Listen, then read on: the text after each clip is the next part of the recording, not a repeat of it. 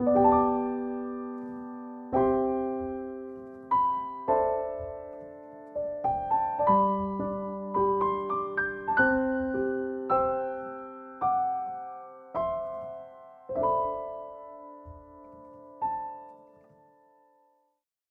함께 나눌 말씀은 누가복음 4장 18절에서 19절, 또 잠언 4장 23절 말씀입니다.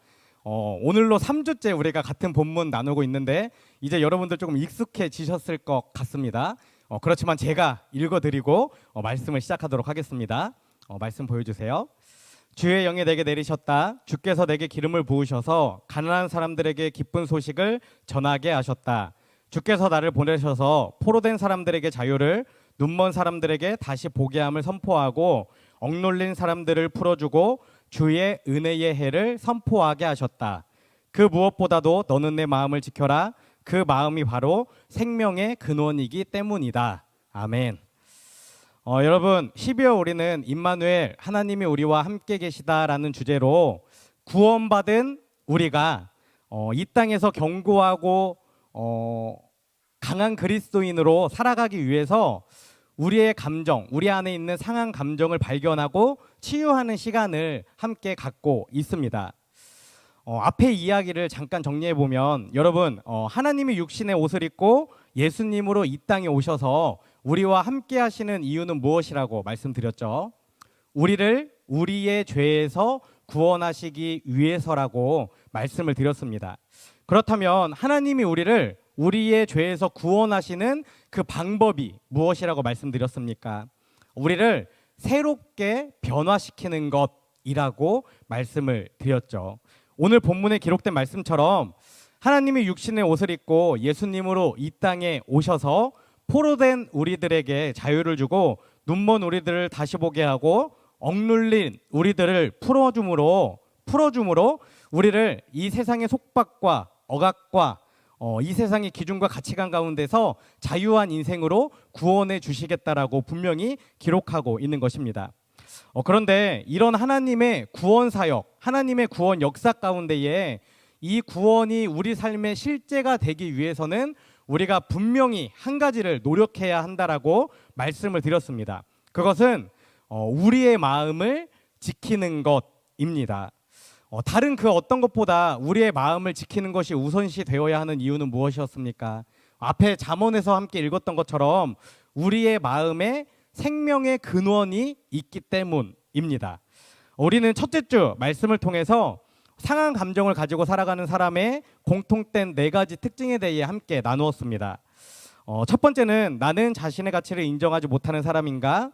나는 완전주의자 컴플렉스를 가지고 있는 사람인가?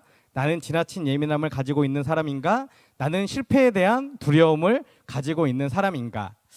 저는 이것 중에서 2, 3, 4번을 가지고 있다고 말씀드렸었는데 여러분들도 각자 가지고 있는 상처들이 여전히 있을 것이라고 생각합니다.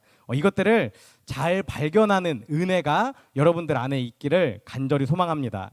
그렇다면 스스로 점검을 통해서, 또는 가족들이나 친구들이나 이웃들의 점검을 통해서 내 안에 있는 상처를 발견했을 때 그 상처들을 치유하기 위해 우리는 무엇을 해야 합니까? 지난주에 말씀을 나누었던 것처럼 첫 번째는 우리의 상처를 고쳐주실 하나님을 믿고 의지하는 것입니다. 여러분, 우리 안에 있는 상처들은 다른 그 어떤 누구도 아닌 오직 하나님만이 고치실 수 있다라는 사실을 분명하게 기억하시면 좋을 것 같습니다. 로마서 8장 26절 말씀입니다. 이와 같이 성령도 우리의 약함을 도와주십니다. 우리는 어떻게 기도해야 할 것도 알지 못하지만 성령께서 친히 이루다 말할 수 없는 탄식으로 우리를 대신하여 간구하여 주십니다. 아멘. 얼마나 기쁘고 든든하고 감사하고 힘이 되는 말씀입니까? 성령님께서 미리 우리의 아픔과 슬픔과 어려움을 아시고 우리를 위해 중보하고 기도하고 일하시고 계신다라는 것입니다. 그러면 성령님께서 이렇게 일하고 계시기 때문에 우리는 그냥 기도하면서 있으면 되는 것입니까? 결코 그렇지 않다고 말씀드렸습니다. 우리 스스로가 반드시 해야 할 일이 있다라고 말씀을 드렸죠. 지난주에 영화 에반 올마이티에 나오는 명대사 하나를 여러분들과 함께 나누었습니다. 한번 보여주시겠어요? 이렇게 써 있죠. 하나님께 용기를 달라고 기도하면 용기를 주실까요? 아니면 용기를 발휘할 기회를 주실까요? 여러분, 하나님은 이미 우리에게 충분한 용기를 주셨고, 우리가 결단하면 그 순간에 그 용기를 발휘할 기회를, 우리의 인생을 새롭게 바꿀 기회를 우리에게 주실 것입니다. 이 사실을 기억하시면서 늘 우리에겐 이미 용기가 가득 차 있음을, 하나님이 주시는 기회 가운데 내가 첫 발을 내딛어 나아가면 그것이 시작됨을 기억하며 살아가는 저와 여러분이 되시면 좋을 것 같습니다. 이렇게 우리 안에 있는 상처들을 치유하기 위해 해야 할 첫 번째가 우리의 상처를 고쳐주실 하나님을 믿고 구하며 의지하는 것이었다면, 두 번째는 하나님이 우리에게 주시는 기회 앞에 용기를 내어 도전하는 것이라고 말씀드렸습니다. 그리고 그 도전이 무엇인지 구체적으로 4가지를 또 말씀드렸죠. 첫 번째는 내 안에 있는 상처를 똑바로 바라보라는 것이었고, 두 번째는 그 상처가 치유되기 원하는지, 정말 그 상처가 치유되길 원하는지 자신에게 물어보라라는 것이었습니다. 그리고 세 번째는 자기 자신을 용서하라라는 것이었고, 네 번째는 상처와 관련되어져 있는 모든 사람들을 용서하라라는 것이었습니다. 여러분, 지난 한 주간 이 말씀 묵상하시면서 자기 자신에게 물어보셨을 거라 생각합니다. 간절히 내 안에 있는 상처들이 치유되기를 소망하는 여러분들이 되었으면 좋겠고, 자기 자신을 사랑하고 이 상처와 관련된 모든 사람들을 사랑함으로 정말 하나님의 사람으로 마음의 상처가 없이 복음을 지닌 사람으로 변화되는 인생이 되시기를 간절히 소망합니다. 그런데 우리가 또 결단했다고 해서, 그렇게 마음 먹었다고 해서 그 모든 것이 또 한순간에 이루어지는 것은 아니죠. 우리가 그렇게 마음 먹어도 또 넘어지고 또 실패하고 또 잊어버리고 또 세상으로 나아가는 것이 우리 사람들의 기본적인 습성이라고 말씀드렸습니다. 그럼에도 불구하고 우리가 포기하지 않고 좌절하지 않아야 하는 이유는 로마서 12장 1절에 기록되어 있습니다. 제가 읽어드리겠습니다. 여러분은 이 시대의 풍조를 본받지 말고 마음을 새롭게 함으로 변화를 받아서 하나님의 선하시고 기뻐하시고 완전하신 뜻이 무엇인지를 분별하도록 하십시오. 아멘. 여기서 마음을 새롭게 함으로 라는 말이 있습니다. 이것은 단 한 번의 새로워짐을 이야기하는 것이 아닙니다. 매일 매 순간 내 마음을 새롭게 하라라는 의미를 가지고 있는 것이죠. 오전에 포기했어도 오후에 다시 용기를 내서 그 길을 걸어가는 것. 오늘 내가 포기했어도, 오늘 내가 좌절했어도 내일은 다시 일어나서 마음을 새롭게 해서 하나님 앞에 성화의 길을 나아가는 것. 그것이 바로 그리스도인이 살아가야 되는 인생이다라는 것입니다.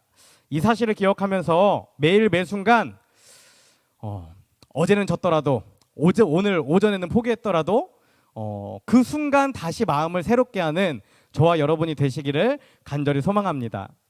제가 이 과정을 성화의 과정이다라고 여러분들에게 말씀을 드렸습니다. 그런데 이 성화의 길을 걸어가는 우리 그리스도인들을 방해하는 아주 악한 세력이 있다는 것을 여러분들은 아십니까?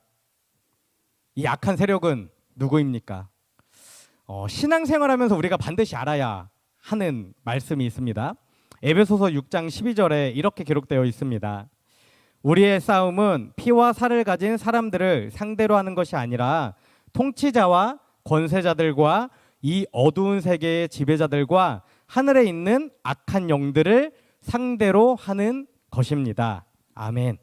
그러니까 우리가 믿음의 길을 걸어가는데 성화의 과정 가운데 치열하게 싸워야 하는 상대는 눈에 보이는 어떤 사람이나 어떤 사건이 아니라 그 사람을 그렇게 만드는 이런 사건들, 이런 환경들을 조성하고 있는 우리가 하나님께 나아가는 것을 방해하는 악한 세력들과의 싸움인데, 그것은 눈에 보이지도 않고 어두운 세계를 지배하는 악한 영들이다라고 성경 가운데 분명히 기록하고 있는 것입니다. 그러면 여러분, 우리를 공격하고 있는 이 악한 영이 분명히 존재하는데 이 악한 영이 사용하는 무기가 있습니다. 무기. 어떤 무기일까요? 이어지는 에베소서 4장 14절 말씀에 이렇게 기록되어 있습니다. 우리는 이 이상 더 어린아이로 있어서는 안 됩니다. 우리는 인간의 속임수나 간교한 술수에 빠져서 온갖 교훈의 풍조에 흔들리거나 이리저리 밀려다니지 말아야 합니다. 아멘. 뭐라고 기록되어 있습니까? 악한 영들은 눈에 보이는 어떤 것으로 우리를 공격하는 것이 아니라 속임수나 간교한 술수나 그런 것들로 우리들의 마음과 생각을 흔들어서 우리가 믿음의 길을 걷지 못하고 이리저리 흔들려 다니게 만든다라고 성경 가운데 기록하고 있는 것입니다. 구원받은 그리스도인이요 하나님의 자녀인 우리가 만약 난 엉망이야, 난 아무것도 할 수 없어, 사람들이 다 나를 싫어할 거야, 누구도 내가 이 일을 하는 것을 원치 않을 거야, 나는 아무것도 하면 안 돼 라는 그런 생각을 가지고 살아가게 된다면 그것이 바로 악한 영들이 간교한 술수로 하나님이 우리를 사랑하신다는 사실을, 하나님이 우리에게 기회를 주셨고 우리를 인정하신다는, 인도하신다는 그 사실을 거짓으로 만들어서 그것들을 잊게 만들고 우리를 포기하게 만든다라는 것을 기억하며 살아가야 한다라는 것입니다. 이 사실에 대해 상한 감정의 치유라는 책에는 정확하게 이렇게 표현되어 있는데요. 제가 한번 읽어드리겠습니다. 사탄은 영적 세계에 있는 존재이므로 우리의 연약함을 알고 있다. 그는 우리의 연약함을 이해하고 우리를 대적하는 수단으로 그것을 악용한다. 너무나 무서운 글이죠. 너무나 무서운 말씀입니다. 앞에서 우리가 로마서를 통해서 함께 나누었던 것처럼 성령 하나님이 영적인 존재이기 때문에 우리의 연약함이나 우리의 마음이나 우리의 생각을 알고 있듯이 악한 영들 또한 영적인 존재이기 때문에 성령 하나님과 마찬가지로 우리의 그 연약한 부분을 파고들어서 우리를 무너뜨리고 좌절시킨다라는 것입니다. 그리고 이어서 책에는 계속해서 이렇게 기록하고 있는 것을 볼 수 있습니다. 너무나 중요합니다. 여러분들 글을 잘 보시면서 들어보시면 좋을 것 같습니다. 하나님을 향해 나아가는 우리를 공격하는 악한 세력의 무기고에 있는 가장 강력한 무기는 심리적인 무기이다. 두려움이나 의심, 분노, 걱정, 그리고 죄책감이 여기에 해당된다. 그런데 그 심리적인 무기 중 가장 강력하고 무서운 무기는 낮은 자존감이다. 이는 열등감이나 자신의 가치를 무시하는 감정들을 의미한다.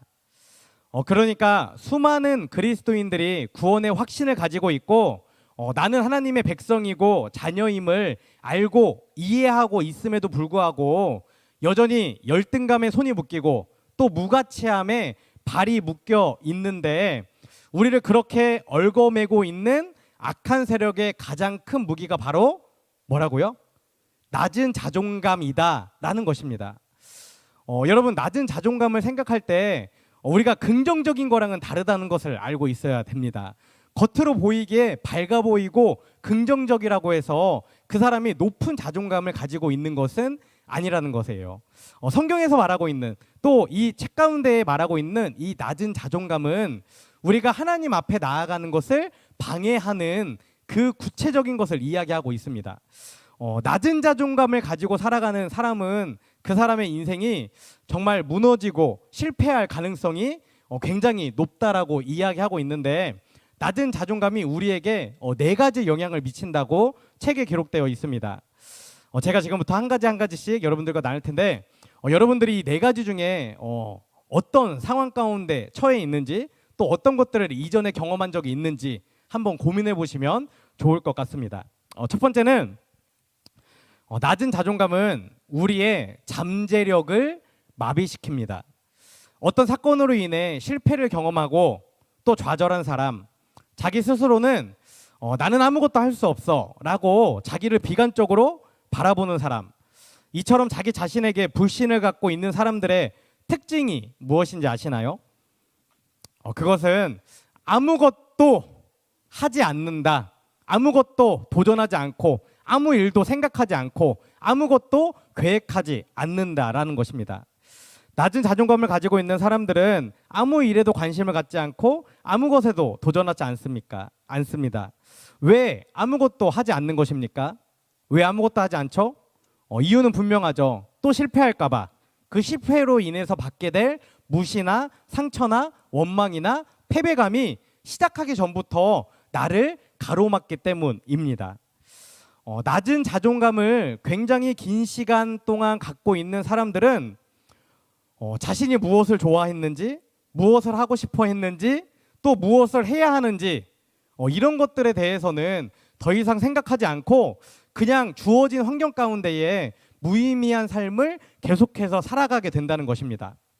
이처럼 우리의 잠재력을 마비시킨 낮은 자존감은 아주 어릴 적부터 시작해서 유아기와 유년기를 거쳐 10대 청소년기가 되면 가장 심해지는 것을 우리는 알 수 있습니다. 낮은 자존감을 가지고 있는 청소년들은 이렇게 생각하죠. 왠지 어른이 되면, 성인이 되면 이 모든 어려움들을 이겨낼 것 같아서 성인이 되기만을 기다립니다. 그런데 막상 성인이 되고 나면 어떻죠? 이것들이 해결되지 않기 때문에 더 큰 좌절과 상실감에 자신의 인생을 소중히 여기지 않고 포기하는 경우가 굉장히 많다는 것이죠. 그런데 여러분, 이것이 바로 악한 세력이, 악한 영들이 그리스도인인 우리를 향해 원하는 사실, 그들이 바라는 사실이라는 것을 우리는 기억해야만 합니다. 악한 세력은 우리를 낮은 자존감으로 묶어놓고 아무것도 하지 못하는 자신을 바라보며 아무것도 하지 못하게 우리를 묶어놓고 그런 우리를 바라보며 기뻐한다는 것이죠. 그리스도인들이 생기 넘치고 살아있어서 하나님의 일을 하지 못하도록 우리를 방치하는 인생으로 바꾸어 놓는다라는 것입니다.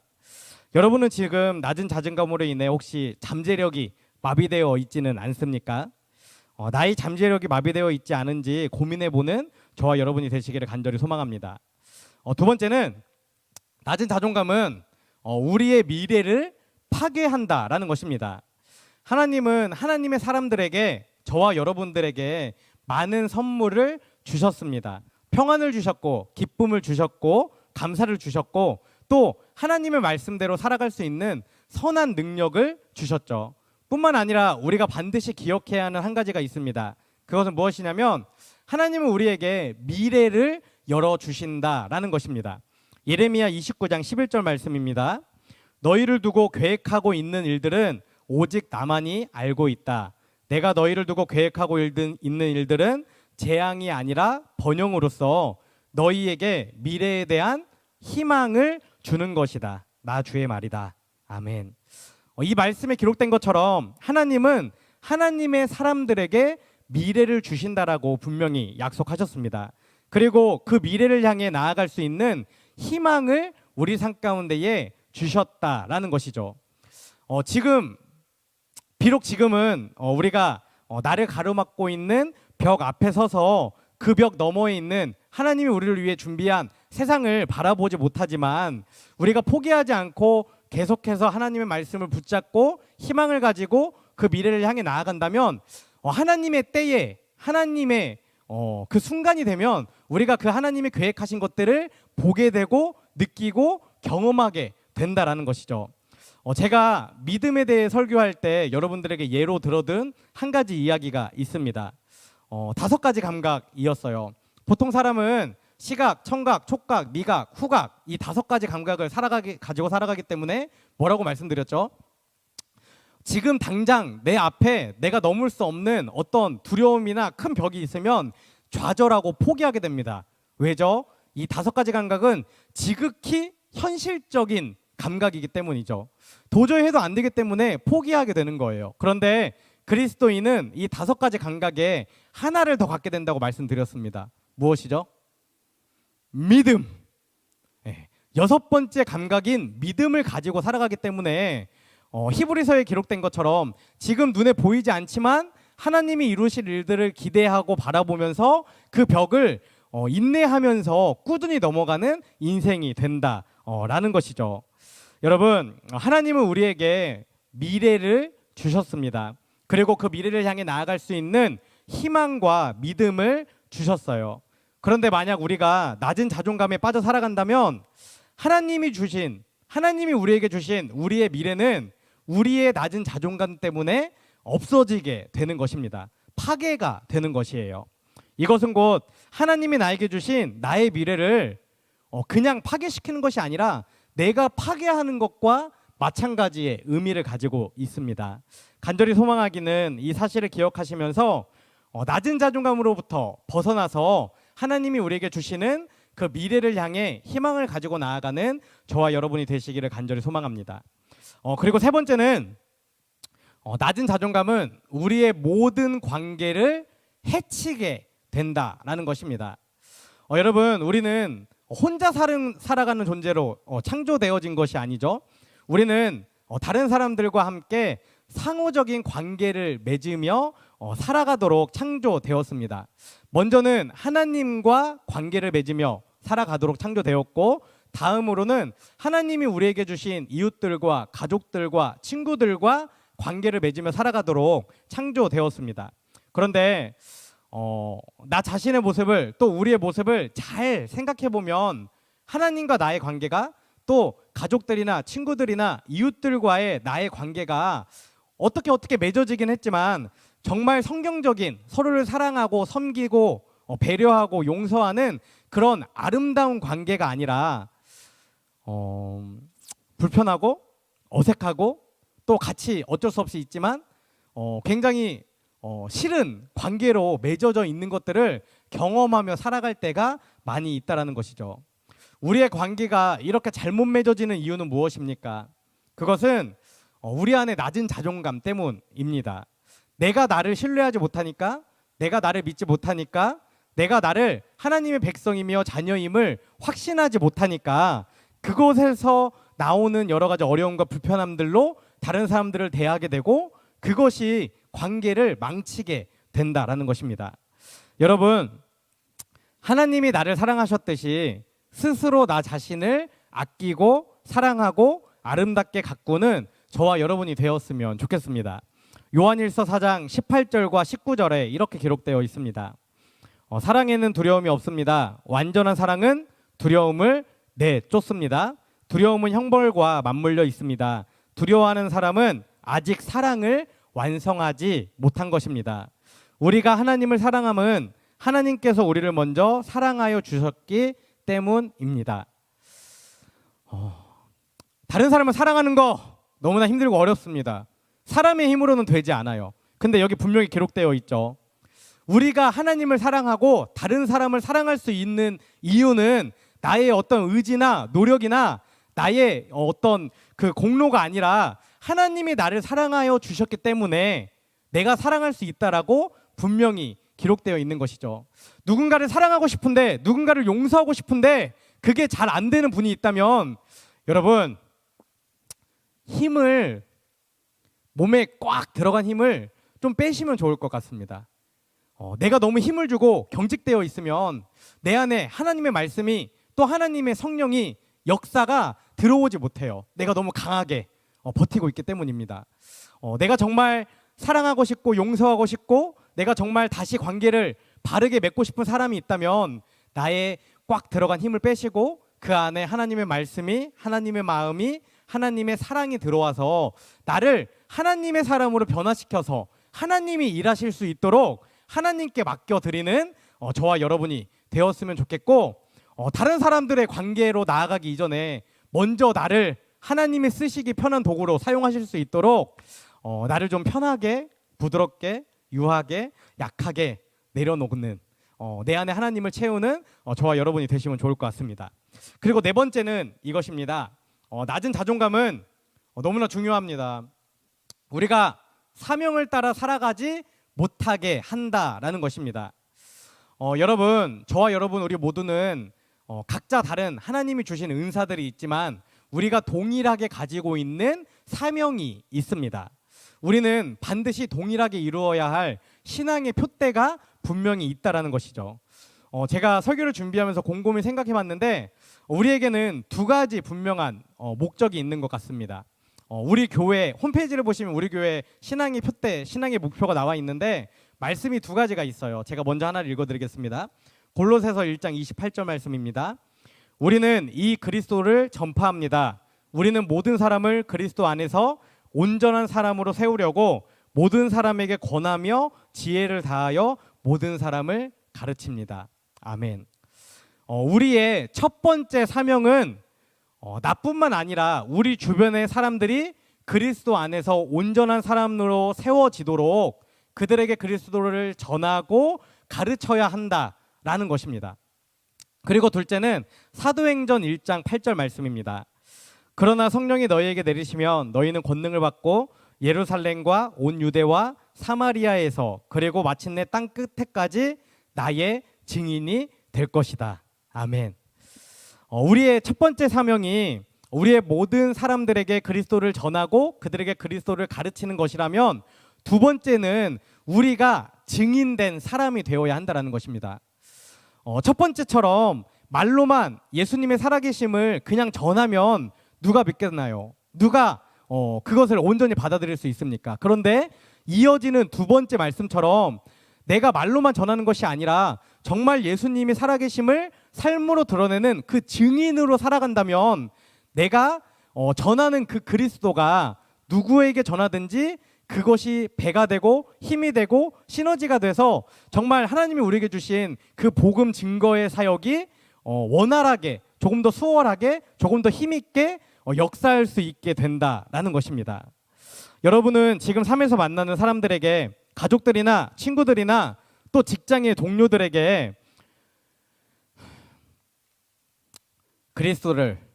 그리스도를 전하고 계십니까? 복음을 전하고 있습니까?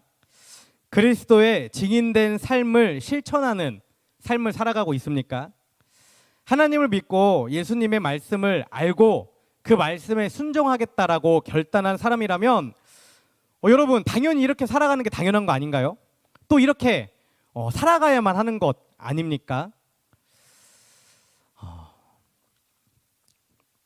만약 여러분이 이렇게 복음을 전하지 못하고 증인된 삶을 살아가지 못하고 있다면 그 이유는 하나님이 나에게 주신 사명을 따라서 살아가지 못하게 하려는 악한 세력이 분명히 존재하고 그가 나를 공격하고 있다는 것을 여러분들이 깨닫고 그 악한 세력을 넘어 하나님의 뜻을, 하나님이 우리에게 주신 사명을 이 땅 가운데 이루며 살아가는 저와 여러분이 되셨으면 너무나 좋을 것 같습니다.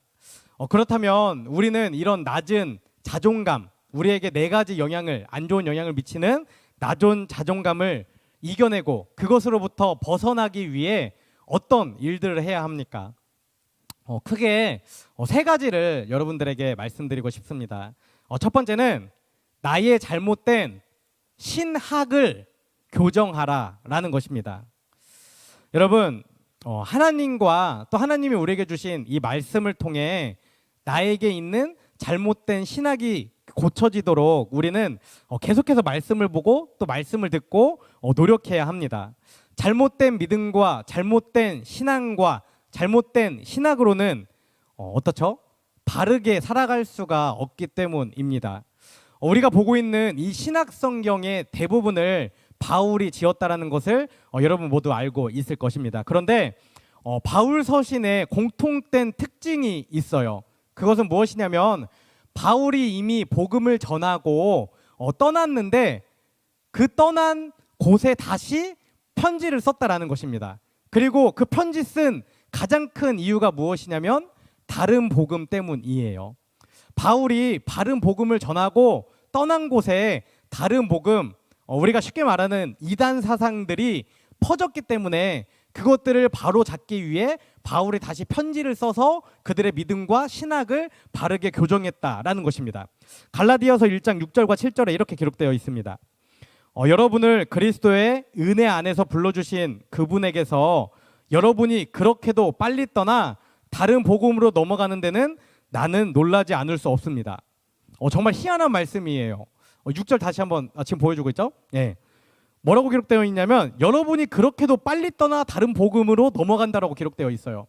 얼마나 다른 복음이 교모하고 진리와 비슷하고 흡사한지 정말 바울로부터 진정한 복음이 무엇인지 배운 그 사람들이 너무나 쉽게, 너무나 단시간 내에 교모하게 빠르게 다른 복음에 넘어가고 있다라고 기록되어 있는 것이죠. 그리고 7절에 이렇게 기록되어 있습니다. 실제로 다른 복음이 있는 것은 아닙니다. 다만 몇몇 사람이 여러분을 교란시켜서 그리스도의 복음을 왜곡시키려고 하는 것뿐입니다. 여러분, 이단이 다른 복음이나 다른 신학이 완전히 다르지 않다는 것을 여러분들이 분명히 아셔야 합니다. 이단들은 굉장히 교모하게 어떤 작은 한 가지, 우리가 쉽게 생각하지 않는 작은 한 가지를 가지고 우리에게 접근해 오고 그것으로 우리를 교란시켜서 우리가 믿고 있는 믿음과 신학이 잘못되었다라고 우리를 넘어뜨린다라는 것이죠. 그렇기 때문에 우리가 아무리 하나님을 믿는다라고 얘기하고 예배를 드리고 있지만 여러분들이 하나님의 말씀을 연구하지 않고 배우지 않고 하나님의 말씀을 깊이 있게 알지 못한다면 우리는 언제든지 누구에게든지 쉽게 이단의 잘못된 신학에 넘어갈 수 있다라는 것이죠. 그렇기 때문에 우리가 예배 시간에 나누는 이 말씀들을 굉장히 잘 정립해야 하고 또 여러분 개인적으로도 성경을 연구하고 또 다른 책들과 도서를 통해서 바른 신학을 정립하도록 하는 것이 너무나 중요합니다. 간절히 소망하기는 이 시간 함께 예배하는 여러분 모두 바른 신학을 정립함으로 바른 믿음 안에 세워져서 견고한 그리스도인으로 살아가시기를 또 낮은 자존감들을 이겨내시기를 간절히 소망합니다. 그리고 두 번째는 자신의 평가를 하나님으로부터 받으라라는 것입니다. 여러분, 제가 설교 시간에 늘 인용하는 말씀 두 가지가 있습니다. 창세기 1장 27절과 에베소서 2장 10절 말씀이죠. 뭐라고 기록되어 있습니까?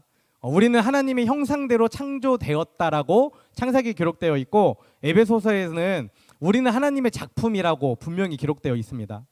그러니까 우리는 하나님의 형상대로 창조되어진 하나님의 아름다운 작품이라는 것이죠. 그렇기 때문에 오직 누구만이 우리를 평가할 수 있습니까? 하나님만이 우리를 평가할 수 있습니다.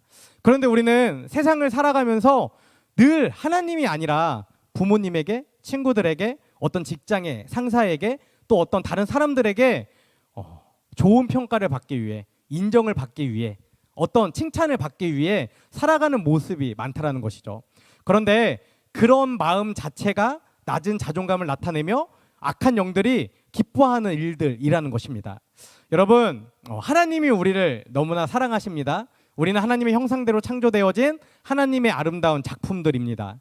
이 사실 하나만으로 우리는 오직 하나님께만 평가받고 살아갈 수 있다는 사실을 꼭 기억하시면서 세상의 기준과 가치관에 함몰되지 않고 하나님의 사랑으로 하루하루를 정말 건강하게, 아름답게, 견고하게 살아가는 여러분이 되시기를 간절히 소망합니다. 그리고 세 번째는 성령님과 동행하라라는 것입니다. 우리는 반드시 성령님과 동행하는 인생으로 살아가야 합니다. 그 이유는 무엇입니까? 네, 반주 준비해 주세요. 네, 그 이유는 무엇입니까? 우리가 성령님과 동행하는 인생으로 살아가야 하는 이유. 요한복음 14장 26절에 이렇게 기록되어 있어요. 잘 보세요. 그러나 보혜사 곧 성령께서 내 이름으로 보내실 성령께서 너희에게 모든 것을 가르쳐 주시고 또 내가 너희에게 말한 모든 것을 생각나게 하실 것이다. 아멘.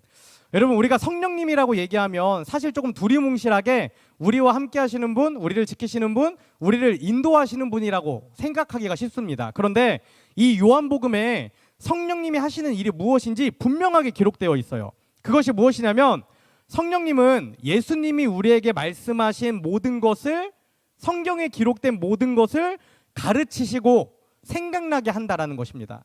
그러니까 삶 가운데에 우리가 어떤 말씀이 기억나지 않고 어떤 어려운 상황 가운데 처해 있다면 성령 하나님, 지금 이 시간 저와 함께 계심을 제가 믿고 있습니다. 이 시간 저에게 필요한 말씀을 주시고 제가 그 말씀을 붙잡고 살아갈 수 있도록 인도해 달라고 기도하며 성령님과 동행하며 살아가야 한다라는 것이죠. 또 우리가 성령님과 동행해야 하는 이유가 한 가지 더 있습니다.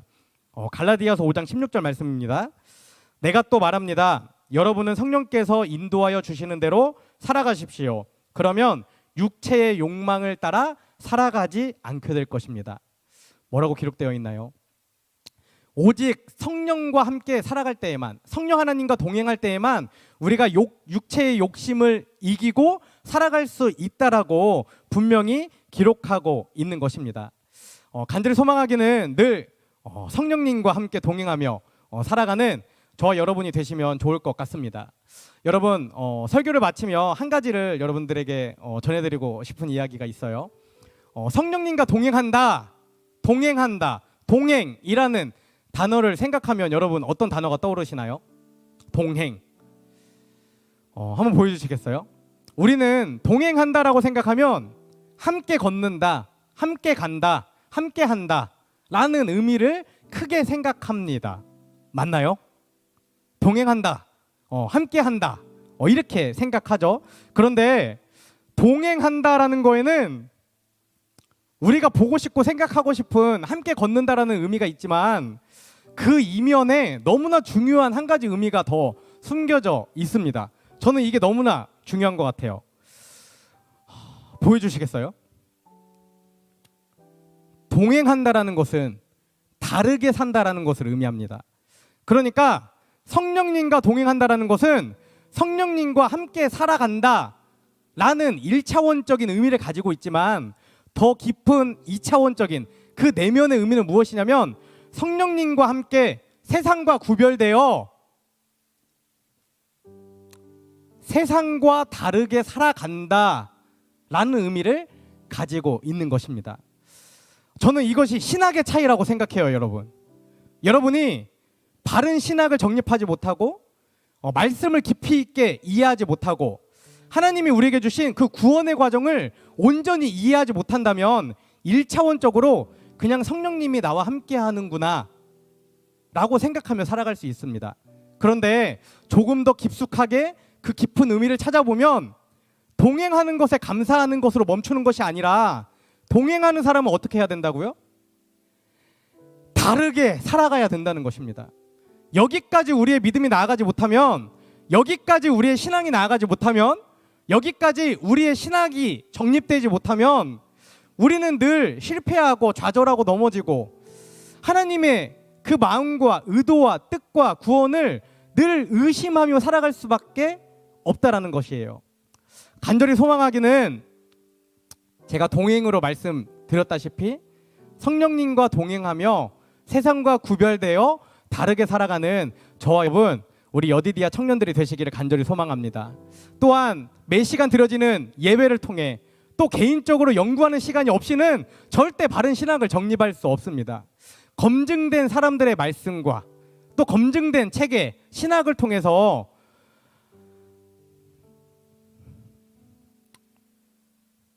하나님의 사람으로 복음의 사람으로 하나님을 드러내는 전시품으로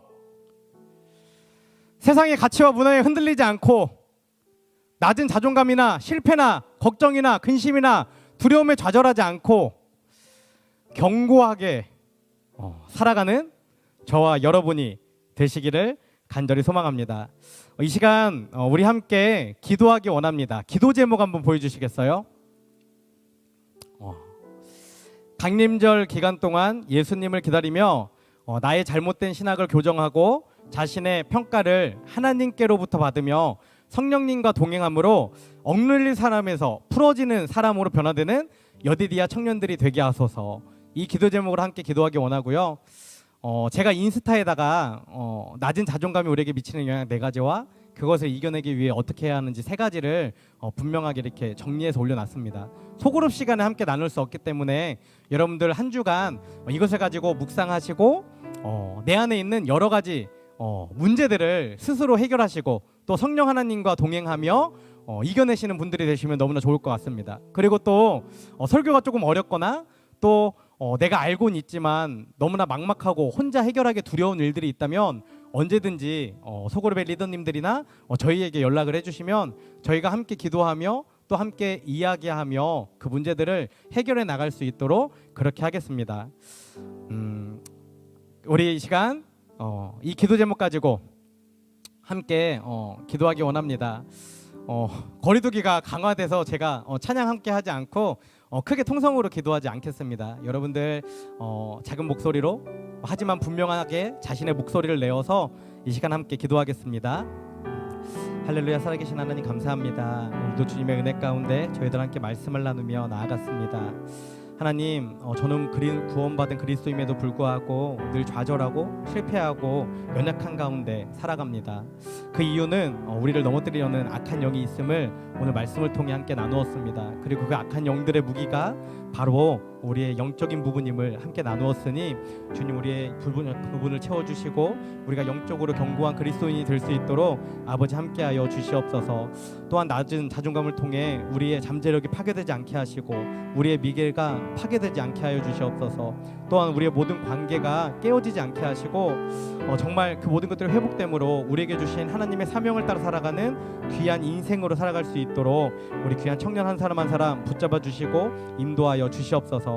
주님 오심을 기다리는 이 강림절 저희들 주님을 묵상하며 나아갑니다. 이 기간뿐만 아니라 앞으로 평생을 살아가며 우리 안에 있는 잘못된 믿음과 신앙들을 교정하는 우리 인생이 되게 하시고 세상의 기준과 가치관에 평가받는 것이 아니라 다른 사람에게 평가받는 것이 아니라 정말 하나님께로부터 평가받으며 늘 성령님과 동행하며 세상을 거절하고 거부하고 구별된 사람으로 살아가는 우리 여디디아 청년부가 될 수 있도록 아버지 함께 하시고 주님 인도하여 주시옵소서.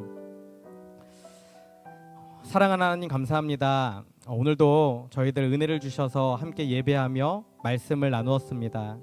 하나님, 오늘의 말씀을 통해 구원받은 우리가 또 그리스도인인 우리가 하나님의 자녀요 백성인 우리가 하나님께 나아가는 것을 방해하는 악한 영들이 있음을 함께 나누었습니다. 그리고 그들의 무기는 눈에 보이는 것이 아니라 우리의 감정과 우리의 마음과 우리의 생각을 조종하는 것임을, 심리적인 것임을 함께 나누었습니다. 하나님, 우리가 이것을 이성적으로 바르게 알기 원합니다.